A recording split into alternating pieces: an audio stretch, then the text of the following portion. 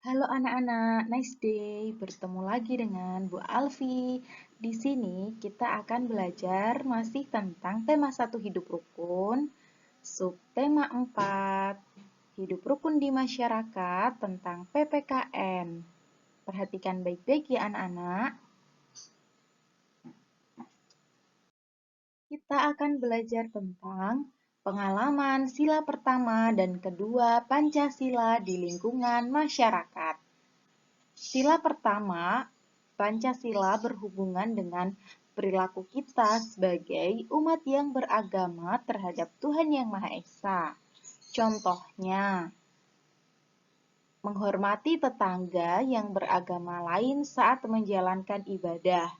Jadi, untuk pengalaman sila pertama ini, kita hubungannya dengan Tuhan Yang Maha Esa. Jadi, untuk contoh di lingkungan masyarakat, ketika ada tetangga yang memiliki agama lain, kita bisa menghargai dan menghormatinya ketika sedang menjalankan ibadah.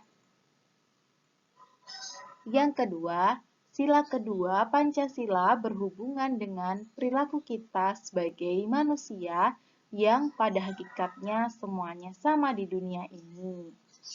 Contoh pengalaman sila kedua yaitu menolong tetangga yang membutuhkan bantuan. Jadi, untuk menjaga kerukunan dengan tetangga, ketika tetangga membutuhkan bantuan, kita bisa saling tolong.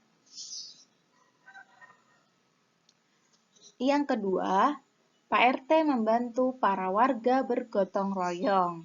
Untuk menjaga kerukunan di masyarakat, kita juga bisa bekerja sama untuk gotong royong membersihkan lingkungan, seperti di area jalan yang sudah terlihat kotor atau di aula atau di lapangan yang ada di lingkungan masyarakat.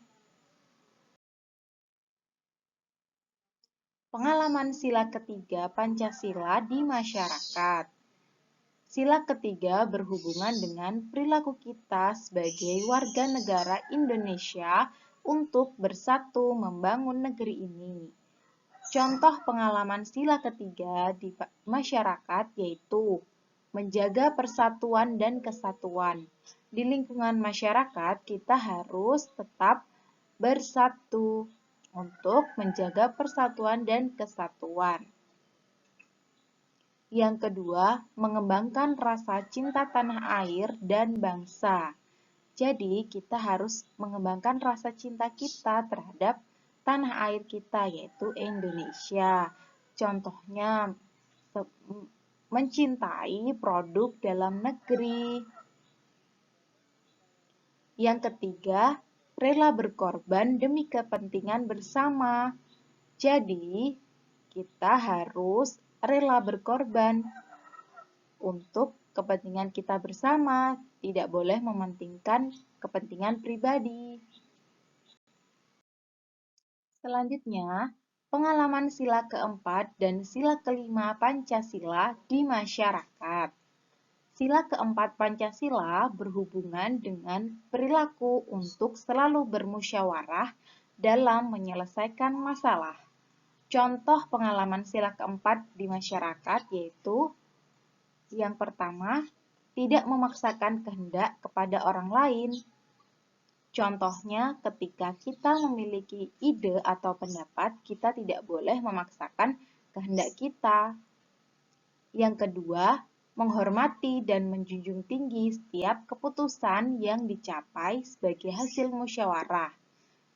Jadi, ketika kita memiliki pendapat tetapi pendapat kita tidak diterima atau tidak digunakan, kita juga harus tetap menghormati dan menjunjung tinggi setiap keputusan yang dicapai sebagai hasil musyawarah.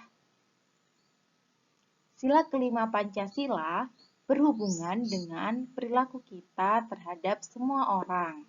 Kita harus bersikap adil terhadap semua orang. Contoh pengalaman sila kelima di masyarakat yaitu menghormati hak orang lain. Nah, kita memiliki hak masing-masing. Setiap orang itu memiliki hak. Jadi, kita harus bisa menghargai dan menghormati hak orang lain ya.